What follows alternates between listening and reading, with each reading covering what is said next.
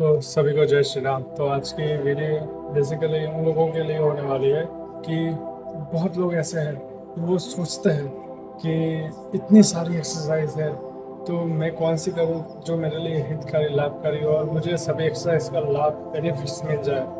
तो आज ऐसी एक जोरदार अद्भुत यौगिक एक्सरसाइज बताने वाला हूँ जिसमें अगर कोई भी एक्सरसाइज अगर आप नहीं करते हो, मात्र और मात्र यही करते हैं, तो इसमें सभी एक्सरसाइज का निचोड़ आ जाता है। तो ये बहुत ही अत्यंत उपयोगी होने वाली है। तो आइए, तो सबसे पहले थोड़ा वार्म अप कर लेंगे, लेकिन उससे भी पहले किन किन को नहीं करना है वो सावधानियां ध्यान से सुन लीजिए। तो कोई भी एक्सरसाइज हम करते हैं तो सबसे पहले ये जान लेना बहुत ही आवश्यक होता है कि किन किन को ये नहीं करना है, यानी कि उसकी सावधानी, क्योंकि सावधानी घटी तो दुर्घटना घटी, तो ये पक्की बात है।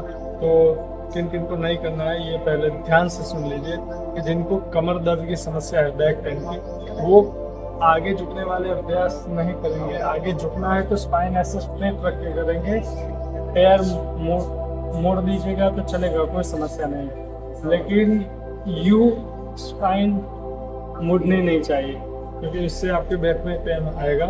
और दूसरी बात कि जिनको चक्कर आ रहे हो या वर्टिगो की समस्या हो, वो और लो बीपी रहता हो, वो पीछे जाने वाले अभ्यास उसको टालना है। फिर बहनों के लिए खास कि जिनका पीरियड्स अभी चल रहा हो तो वो ये एक्सरसाइज टालिएगा, इसको अवॉइड करिएगा, तो ही आपके लिए अच्छा है। और मुख्य बात यह है कि पीरियड्स के समय में कोई भी हाई इंटेंसिटी वर्कआउट भी आपको नहीं करना है। पीरियड्स के समय में आपको सूक्ष्म व्यायाम और प्राणायाम ही करना है, तो ये खास ध्यान में आपको रखना है। ये हमने सावधानी जान ली। अब ये जो एक्सरसाइज योगिक क्रिया में बताने वाला हूँ संपूर्ण विधि के साथ, तो ये किन किन लोगों के लिए उपयोगी है, बहुत ही फायदेमंद है, तो वो जान लीजिए। पूरे शरीर का सर्वांगी विकास के लिए भी ये बहुत उपयोगी है।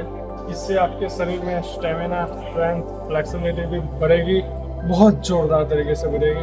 और मुख्य बात कि जो पुरुष का हार्मोन होता है, जो मेन हार्मोन होता है कि टेस्टोस्टेरोन, तो ये उसको जबरदस्त बूस्ट करता है, तो बहुत ही उपयोगी है। फिर महिलाओं के लिए जिनको पीरियड्स इरेगुलर की समस्या होती है, वाइट डिस्चार्ज होता है, उनके लिए तो ये बहुत ही कारगर होने वाला है। लेकिन ध्यान वापस फिर से बोलता हूँ, रखिएगा कि इसे पीरियड्स के समय में मत करना। पीरियड्स के समय में मात्र सूक्ष्म व्यायाम और प्राणायाम ही करना है।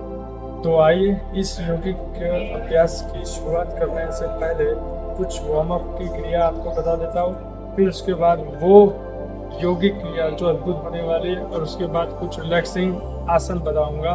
तो ये संपूर्ण पैकेज होने वाला है। अगर किसी को कुछ नहीं आता, मात्र यही करेगा, तो भी इसके संपूर्ण बहुत सारे योग और व्यायाम करने का लाभ इससे मिलने वाला है।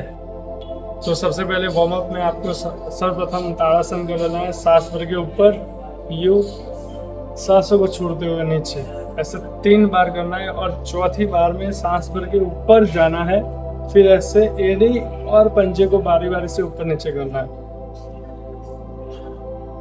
ऐसे 1 मिनट तक ऊपर नीचे करना है। इसके बाद मात्र और मात्र 50 बार जंप लगाना है दोनों पैर से। किसी को और भी ज्यादा बहुत थकान इतने में ही लग रही हो तो बीच बीच में लंबी सांस नाक से भरते हुए मुंह से छोड़ना है। ऐसे 5-6 बार या 10 बार करना है, तो इससे आप रिलैक्स हो जाओगे। फिर वापस अपने एक्सरसाइज पर कंटिन्यू आ जाना है। तो अभी मैं जो यौगिक क्रिया, जिस यौगिक क्रिया करने से सभी एक्सरसाइज का बेनिफिट्स आपको मिलने वाला है, का नाम मैं बताने जा रहा हूँ। उसका नाम है हनुमान सूर्य नमस्कार, जिसमें सूर्य नमस्कार एक संपूर्ण व्यायाम है और इसमें हनुमान दंड भी ऐड किया जाता है, क्योंकि इसमें सूर्य नमस्कार का भी लाभ मिलेगा और हनुमान दंड का भी आपको लाभ मिलेगा। और बहुत जोरदार कॉम्बिनेशन है, बहुत ही जोरदार। तो इसमें सांस प्रश्वास की पद्धति को खास ध्यान में रखना है, क्योंकि ये अगर आप ध्यान में रखे बिना करोगे तो इसका संपूर्ण बेनिफिट्स आपको नहीं मिलेगा। तो सांस प्रश्वास की ब्रीदिंग इन आउट की पोजिशंस परफेक्टली आपको ध्यान में रखनी है। तो आइए शुरू करते हैं अद्भुत यौगिक अभ्यास हनुमान सूर्य नमस्कार। पहले नॉर्मल सांस भर के ऊपर, सांसों को छोड़ते हुए नीचे, फिर सांस भर के ऊपर, फिर सांस छोड़ के नीचे, फिर सांस भरी छोड़ी, फिर सांस भरी छोड़ी, फिर छोड़ के ही रखी, फिर सांस भरी, फिर सांस छोड़ी, फिर सांस भरी छोड़ी, फिर भरी छोड़ी, फिर भरी छोड़ी, फिर भरी और छोड़ी। तो ये था हनुमान सूर्य नमस्कार की योगिक क्रिया, बहुत अद्भुत फायदेमंद है। और अभी इसको कैसे करना है, किस तरीके से आप शुरुआत करना है, वो ध्यान से सुन लीजिएगा। कोई ऐसा है कि जिसने एक्सरसाइज की नहीं है और अभी से कल से शुरुआत करने वाला है, तो वो मात्र और मात्र कल 5 ही कीजिएगा। इसके बाद हर रोज एक एक बढ़ाते जाना है 10 तक, फिर 10 हो जाए उसके बाद 2-2 बढ़ाते जाना है 20 तक, फिर 20 तक आप पहुंच जाएंगे। उसके बाद हर दिन 3-3 बढ़ाते जाना है, फिर 40 तक पहुंचोगे ऐसे, फिर 4-4 बढ़ाते जाना है और 50 तक पहुंचोगे, फिर 5-5 बढ़ाते जाना है। तो ऐसे आप बढ़ाते जाओगे तो बहुत जोरदार सीक्वेंसली बहुत ही अच्छी तरीके से आपको लाभ मिलने वाला है। अगर आप 50 तक भी पहुंच गए तो इसका बहुत जोरदार आपको लाभ मिलेगा, बहुत जोरदार, पूरे दिन एनर्जेटिक रहेगी। लेकिन सांस प्रश्वास को ध्यान में रख के ही करना है, ये खास ध्यान में रखिएगा। तो ये योगिक क्रिया संपूर्ण होने के बाद मात्र 3 थोड़ी एक्सरसाइज करनी है।